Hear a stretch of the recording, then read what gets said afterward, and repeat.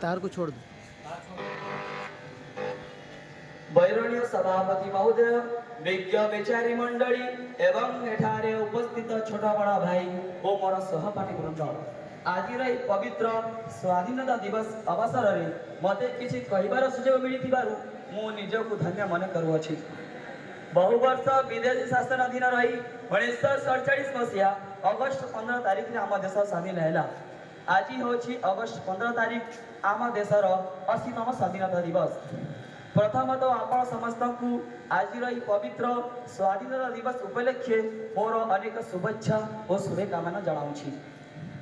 यही दिन आम देशर प्रत्येक नागरिक जातीय पताका अथवा तिरंगा तले छिड़ा होई जातीय संगीत गान करथांती। एही दिन स्कूल कॉलेज और सरकारी अनुष्ठान मानकरे पताका उत्तोलन कर जाए, जातीय संगीत गान कर जाए। यह होछि आम पई एक गर्व और गौरवर दिवस। आम देश भारत को स्वाधीन करिवारे बहुत स्वाधीनता संग्रामी मानक अवदान रही। सेथि मध्यरु सुभाष चंद्र बोस, महात्मा गांधी, सरदार वल्लभ भाई पटेल, मौलाना अब्दुल कलाम आजाद, मौलाना शौकत अली अन्यतम।